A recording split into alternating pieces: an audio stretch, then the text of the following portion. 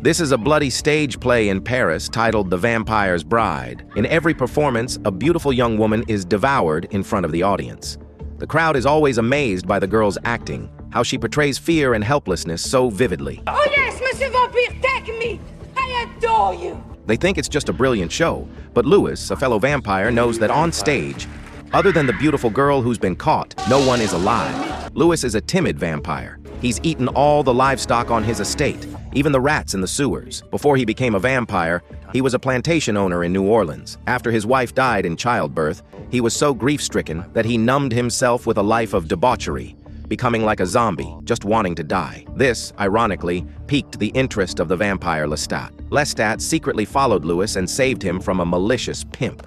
But instead of the embrace of death, Louis was met with the embrace of a vampire. Lured by Lestat, Louis accepted the transformation. Lestat thoughtfully let him say goodbye to the sunrise, to enjoy the brilliant dawn. The mysterious Lestat then bit down on Louis's carotid artery. Only a person who has their blood drained and then drinks a vampire's blood at the moment of death can transform into a vampire. After his blood was drained, Louis greedily drank Lestat's blood, and Lestat's face twisted in pain because turning a fellow creature also comes at a cost. Afterward, Louis's face turned red, and he was in agony. When his transformation was complete, it was as if a new world had opened up for him, like all mysteries had been solved. Louis, like a newborn, curiously looked at the world that seemed both changed and unchanged.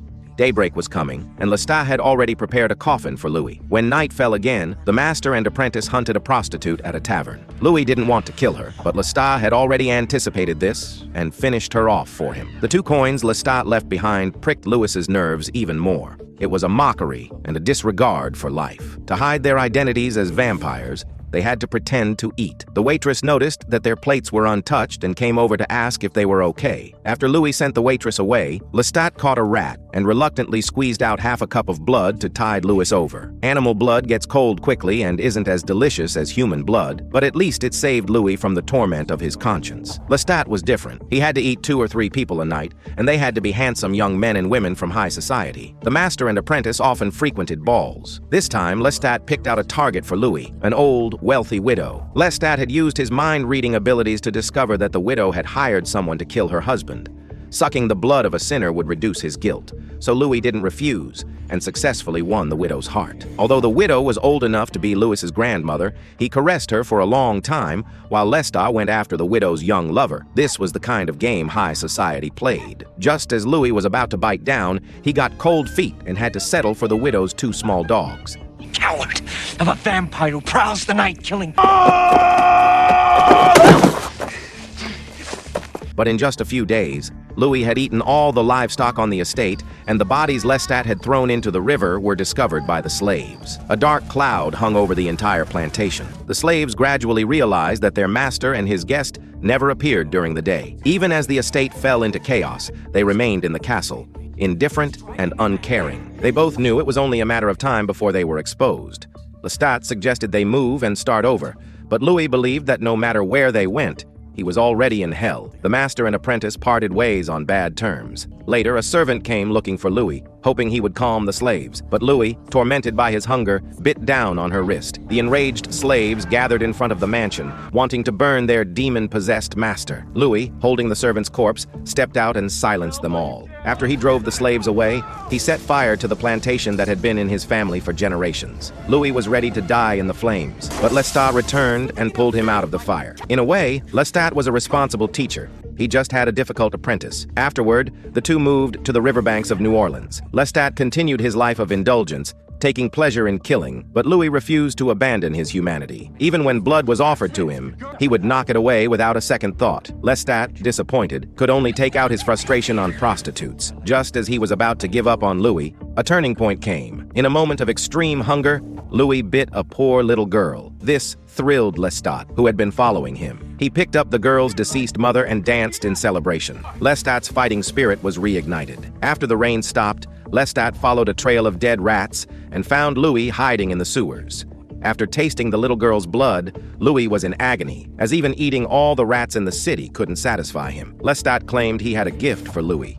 He had turned the little girl into a vampire in her final moments. Louis looked at the girl, who was as cute as a doll, and felt a complex mix of emotions. Lestat had created a small vampire to keep Louis tied to him, and Louis, despite knowing this, couldn't bring himself to leave the devil. They formed a strange family. After Lestat turned the little girl from the slums, Claudia, into a vampire, this bizarre family was born. You couldn't expect a vampire to teach a child right from wrong. Lestat's only rule for Claudia was, don't kill people in the house, but the little girl was completely out of control. However, after a few decades, Claudia saw a mature woman's body and could never forget it. A mature soul lived in her young body. She grew to hate her pretty doll-like form and longed for that alluring, sexy physique. Every time Lestat gave her a doll, Claudia realized she had turned another year older, but her bed was filled with dolls and she had not grown a single bit. Claudia, like a frenzied kitten, threw away all the dolls, revealing the female corpses she had hidden inside, which infuriated Lestat. Vampires, despite their appetite, hate corpses, as drinking the blood of the dead makes them extremely weak. Louis comforted her like a father, but she was not content with a father-daughter relationship. She craved to be Louis's lover. Afterward, Claudia sought out Lestat to make peace, offering him a pair of twins as a gift. Lestat was delighted, but after he drained their blood, he realized something was wrong. It turned out the twins had died from an opium overdose, but their blood was still warm. Drinking the blood of the dead left Lestat extremely weak. He desperately called out to Louis next door for help, but Claudia was one step ahead of him and slit his throat. Though Louis felt a pang of pity, there was nothing he could do now. The two of them then sank Lestat's body into the swamp. Having killed their maker, they were like orphans, cut off from their lineage. The two decided to travel to Europe to search for others of their kind. On the night before they were to board the ship, a gaunt, old, and grotesque Lestat returned for revenge. He had been lucky. The swamp was home to alligators, venomous snakes, and toads, and he had survived by drinking their blood.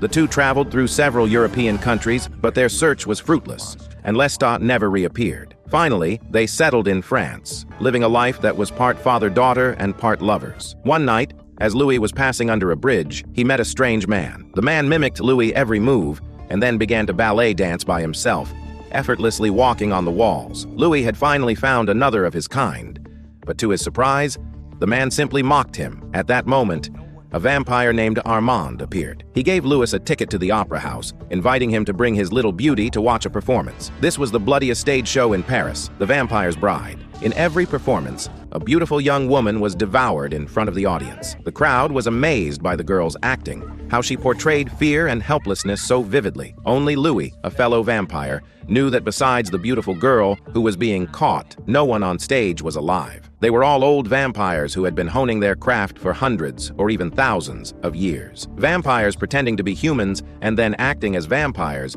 was a very avant-garde way of life. It allowed them to publicly feed on people while making a lot of money. Afterward, the progenitor Armand and his disciples grandly welcomed Louis and his little lover, these two vampires from America. Armand immediately saw that Louis was different. He still held on to his humanity and had compassion for humans, while the vampires in the theater were long since rotten. Armand believed Louis could lead them into a new dimension. His conversations with Armand gave Louis a new perspective on being a vampire. When Armand asked about their maker, his little lover Claudia immediately became nervous, because they had teamed up to kill their creator. As they left, Louis felt a deep sense of guilt, thinking perhaps he had wronged his master, Lestat. He didn't know that his thoughts were heard by the vampire clan's second-in-command, Santiago. The older a vampire gets, the more powers they possess. Santiago could not only fly, but also read minds. He gave the two a meaningful look, warning them.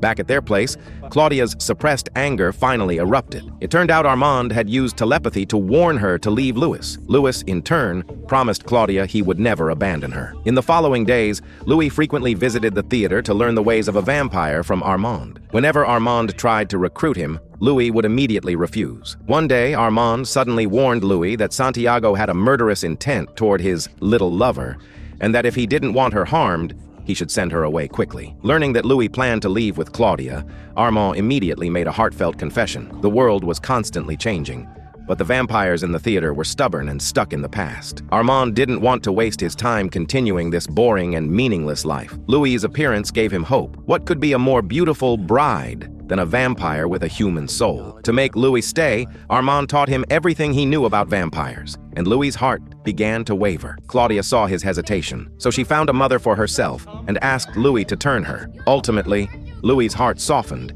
and he transformed the woman into a vampire. Just as this makeshift mother and daughter family was formed, a group of vampires burst in. The three of them were taken to the theater for a trial. Since their progenitor, Armand, was not present, Santiago dared to make his move. He ordered Louis to be put in a box and sealed inside a wall. As for Claudia and her newly adopted mother, they were thrown into a dry well to receive the most brutal punishment. Armand was actually hiding in the theater, but he refused to show himself. He knew Claudia's death would help him win Louis's heart. Armand calculated the time, and as the first ray of dawn hit the bottom of the well, he immediately dug Louis out, pretending to be completely unaware. Although they had only been mother and daughter for half a day, the woman had protected Claudia with her own body. Louis was devastated. Claudia was like both a daughter and a lover to him, and her death was unbearable. Santiago led his group of vampires and looked at Louis provocatively. Louis wasn't afraid, and a great battle was about to begin.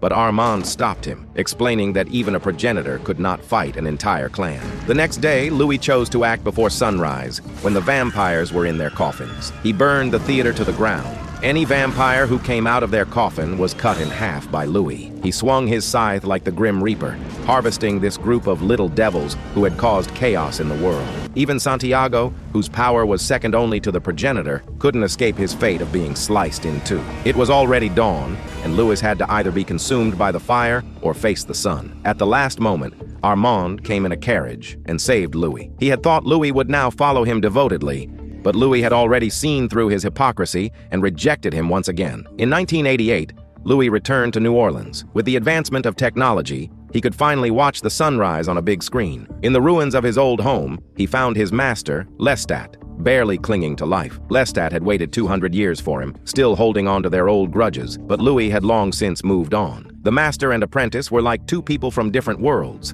Louis had left him far behind. A reporter noticed Louis and, with a professional instinct, wanted to get his story. Louis didn't hide his identity as a vampire, calmly telling the story of how Lestat turned him and their killing spree in Europe. The reporter, however, was ecstatic. A promotion and a raise no longer mattered. He was more eager to become a vampire. He mistakenly thought Louis was opening up to him to invite him to become a companion. Louis was incredibly disappointed, lamenting, "Another fool who doesn't value life." He lifted the reporter into the air with incredible speed. The reporter quickly took his tape recorder and ran back to his office, convinced the interview would be a huge hit.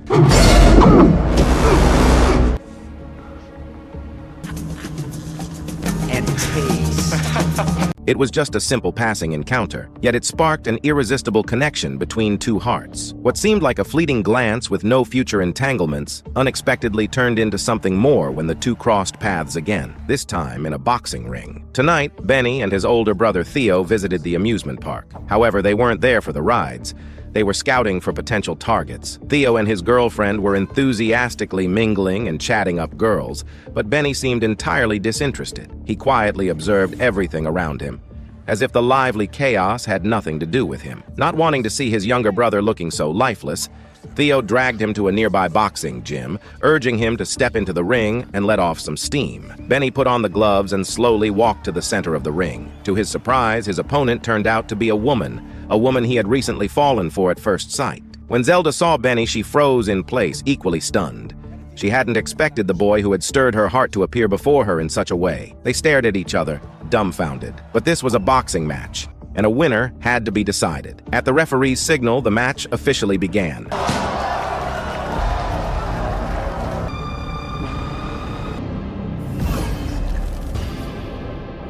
Tasting his own blood, Benny's expression changed. He turned to Zelda and launched a fierce counterattack. At that moment, Zelda was no longer just someone who made his heart flutter. She had become prey in his eyes. Although Benny's punches packed considerable power, he wasn't a trained fighter. In the end, Zelda, with her professional background, sent him flying with a single kick. After delivering a final heavy blow, Zelda was declared the winner. As the daughter of the boxing gym's owner, she had been training since childhood. Any challenger without proper experience, man or woman, was no match for her. Yet seeing Benny with blood streaming from his nose and mouth, Zelda felt an indescribable pang of guilt. She took a cold shower to calm her restless mind.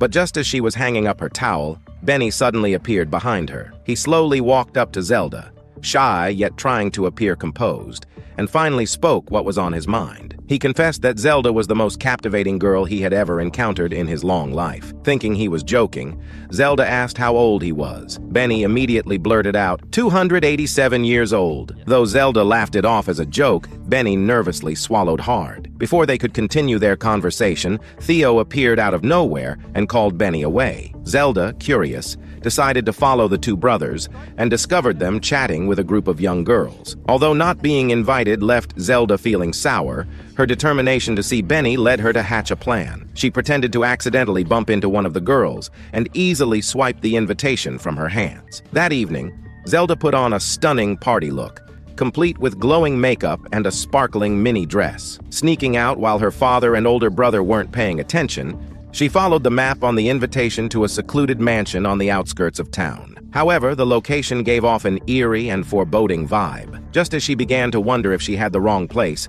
the iron gate creaked open on its own. Zelda walked for several minutes before spotting a building bathed in an otherworldly blue glow. Following the light, she descended a long staircase and finally arrived at the party. Weaving through the crowded throng of guests, she spotted Benny. To her delight, they began dancing to the rhythm of the music, their movements bringing them closer together. But just as the distance between them narrowed, Benny's face turned pale with fear. He abruptly pushed Zelda away, urgently telling her to leave immediately. Confused and alarmed, Zelda was jostled into a corner. In the flickering lights, she caught sight of Theo's girlfriend, who was bearing sharp, gleaming fangs and sinking them into another girl's neck. Terrified, Zelda bolted, running as fast as she could up the stairs. No matter how far she ran, she couldn't seem to escape the labyrinth-like mansion. Theo's girlfriend followed at a leisurely pace.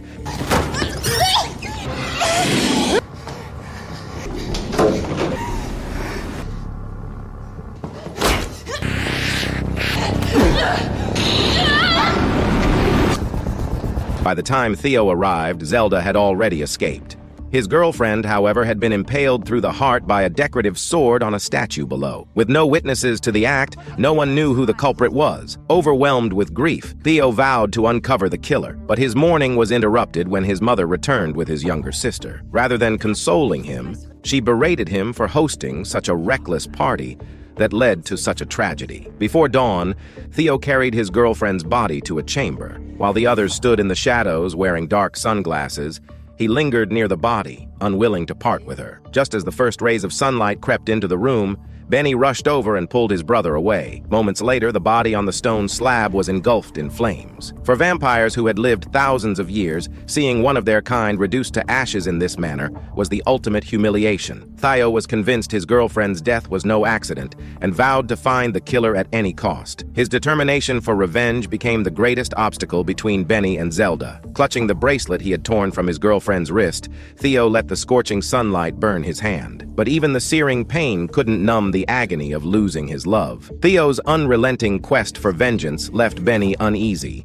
as he had already deduced that Zelda was the killer. However, there was another side to Zelda, one Benny had no clue about. On the other side, Zelda fled home in a panic, hurriedly hiding her blood-stained clothes. However, her father and older brother discovered her suspicious behavior. Left with no choice, she confessed the truth, that she had accidentally killed a vampire. Her father listened with a grave expression and revealed a family secret that had been kept for over 2 decades.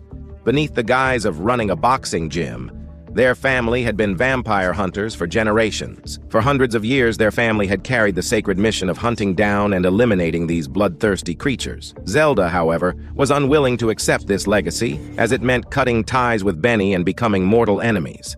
She felt torn between her family's duty and her own heart. As she sank into icy water, trying to calm her emotions, Benny quietly appeared behind her. Zelda quickly shoved Benny behind the RV, worried that her father might find him and take action. Once her father left, she secretly led Benny to a secluded corner. Holding his hand, Zelda caught Benny off guard. He had assumed his identity as a vampire would scare her away, and he had come tonight intending to say goodbye. But when Benny revealed the truth about himself, Zelda was unfazed. Although Zelda was fully aware of their opposing natures, her feelings for Benny only deepened. She confessed to him that she had accidentally pushed Theo's girlfriend off the ledge the night before. Benny reassured her, saying no one else would ever find out. Yet, for her safety, Benny decided it was best to end their relationship. even though it pained him deeply. His decision left Zelda utterly heartbroken.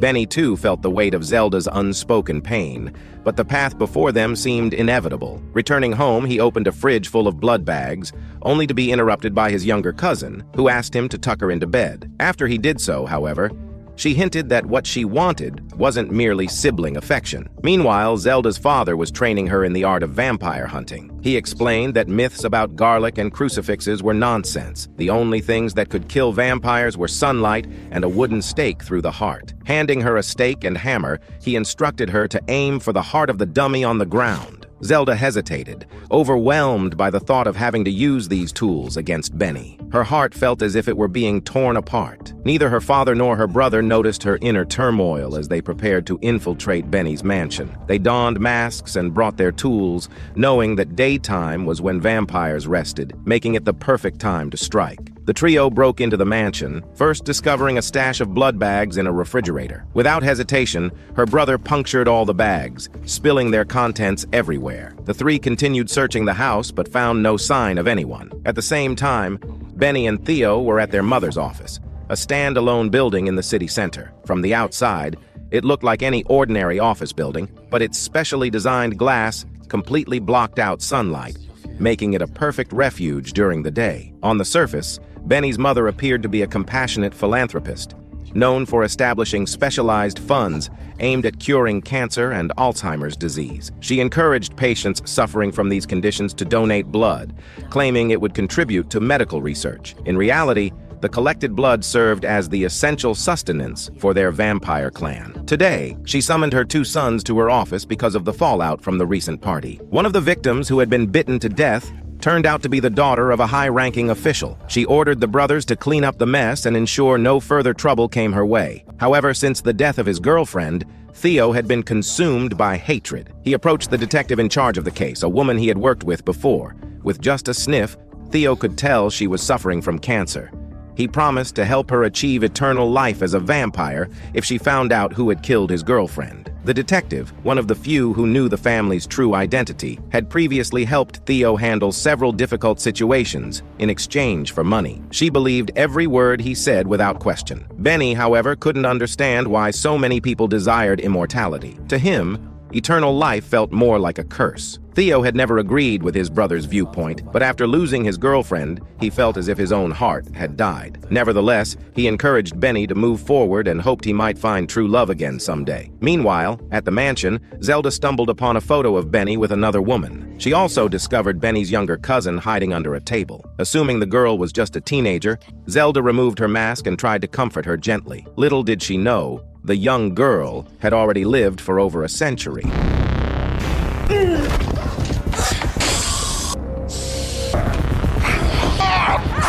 Despite her vampiric strength, the cousin was ultimately overpowered by Zelda's father and older brother, who pinned her to the ground. However, in Zelda's eyes, she still appeared to be a defenseless child. Zelda hesitated, unable to bring herself to harm her. While she wavered, the sound of a door opening suddenly came from downstairs. It was Benny and Theo returning home from the company. The brothers were met with chaos. The blood bags in the fridge had been completely destroyed, and the mansion was in disarray. Thankfully, their cousin had managed to free herself and survive the attack. Based on her description of the intruders, Benny immediately suspected Zelda's involvement. The cross left behind during the struggle further confirmed Theo's suspicions. On the way home, Zelda's father revealed a shocking truth.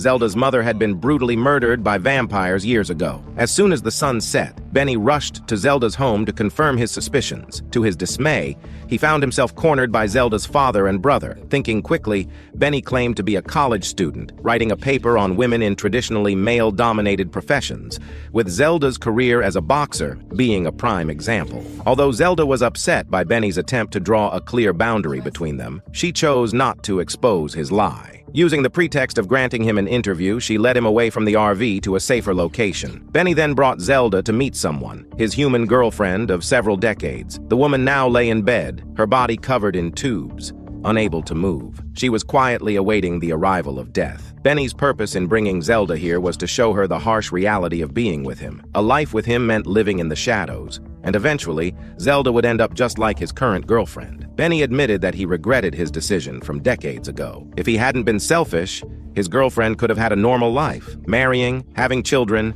and enjoying a perfect family. However, the girlfriend, despite her frail condition, reassured them. She had no regrets about spending her life loving Benny, and was even happy for him, knowing he had found someone new to love. She encouraged Zelda to follow her heart and not be swayed by Benny's self-deprecating words. Over the decades, she had never regretted choosing Benny. Even if time could turn back, she would still choose to love him. With her blessing, Zelda and Benny decided to abandon their fears and face the future together. They went to the rooftop of Benny's family skyscraper, where the night sky framed their intimate moment. Their hearts grew closer, and Benny's desire for Zelda was unmistakable. However, he was terrified of losing control and harming her. Unfazed, Zelda cut her skin and offered her bleeding wrist to Benny. He drank deeply, his pupils shifting to an amber hue. But under Zelda's soft reassurance, he quickly regained his composure, and the two completed the most profound connection between them. Afterward, neither of them returned home. Instead, they embraced the night and celebrated their union in a whirlwind of festivities. To everyone's surprise, Benny made an unexpected decision. In front of a cheering crowd of strangers, the two exchanged rings and officially became husband and wife. Unbeknownst to them, danger was looming. Earlier, Theo's investigation had led him to a troubling discovery. The cross left behind at the mansion belonged to Zelda's brother. Furious, Theo went to the family boxing gym to confront him. There, he challenged Zelda's brother to a fight, utterly overwhelming him and leaving him defenseless. Seeing the dire situation, Zelda's father quickly deduced Theo's true identity. Smashing a chair with one swift kick, he armed himself with a sharp wooden stake, prepared to defend himself. Theo, noticing their familiarity with vampire hunting techniques, guessed that they were the ones who had broken into the mansion. Enraged, he unleashed a flurry of punches at the father and son. Suddenly, the gym janitor appeared from behind.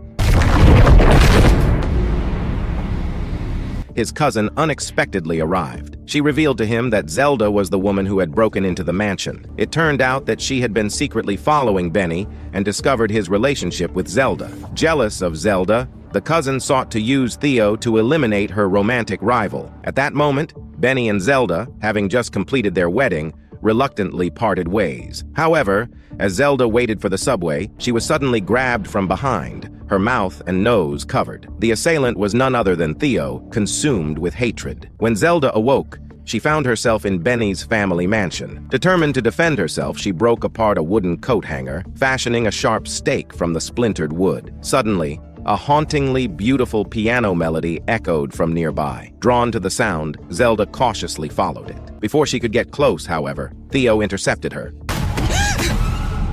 Fearing that Theo might harm Zelda, Benny disregarded all objections and insisted on taking her home. But Theo stopped him, coldly stating that if Zelda left now, she would never see her father and brother again. Theo revealed that he had manipulated the policewoman into abducting Zelda's father and brother, framing them for the murder of the high-ranking official's daughter. At that moment, Benny's family gathered to decide Zelda's fate. After all, they were the ones who had started this war. Benny's mother demanded that he make a choice, reminding him that, for centuries, they had been his true family. Du bist mein und ich bin dein, für immer. The cousin's intense reaction stemmed from a dark truth. She was the progenitor of the entire vampire lineage. Centuries ago, Benny's family had been ordinary humans. One day, the cousin's family was brutally killed, each member impaled through the heart with wooden stakes. The cousin narrowly escaped death and fled to Benny's house in the dead of night. Benny, kind and compassionate, not only comforted her but also repaired her broken doll. For the grieving girl, Benny's kindness was a beacon of hope amidst her despair. With an innocent smile, she asked Benny if he would marry her when they grew up. Thinking it was just a child's whim, Benny casually promised. But to the cousin, it was a vow. Desperate to stay with Benny forever, she secretly entered his room while he was asleep. She cut her palm and let her blood drip into Benny's mouth. As the blood coursed through his veins, Benny's pupils changed color, and his heart raced uncontrollably. Disoriented, Benny stumbled out of his room. When he noticed Theo's door ajar, he entered without hesitation. Driven by an uncontrollable thirst, he grabbed Theo's sleeping girlfriend and bit into her neck. Then, unable to stop himself, He sank his teeth into Theo's neck as well. Their mother, awakened by the screams, rushed over, only to meet the same tragic fate. After Benny had killed his entire family, the cousin finally revealed herself. Calm and collected, she cut Benny's palm and fed his blood to each of his family members. Soon, they all revived, but as immortal, bloodthirsty creatures. The cousin believed that this act would bind Benny to her forever. Yet centuries passed, and Benny still felt no romantic love for her. Consumed by jealousy, the cousin hated every woman Benny loved. She even secretly unplugged the life support machine of Benny's human girlfriend, hastening her death. The cousin soon shifted her focus to Zelda, plotting to eliminate her using Theo's wrath. To protect her father and brother, Zelda had no choice but to confess to Theo that she was the one who had killed his girlfriend. Theo stared at Benny in disbelief, demanding to know if he had known the truth all along. Benny and Zelda fled to the mansion's entrance, but the blinding sunlight stopped Benny in his tracks. In a desperate move, Zelda ripped down the curtains and draped them over Benny, shielding him as they made their escape. However, just as Benny stepped outside, the cousin caught up to him. Ignoring the flames that consumed her body under the sun's merciless rays, she clung to him tightly.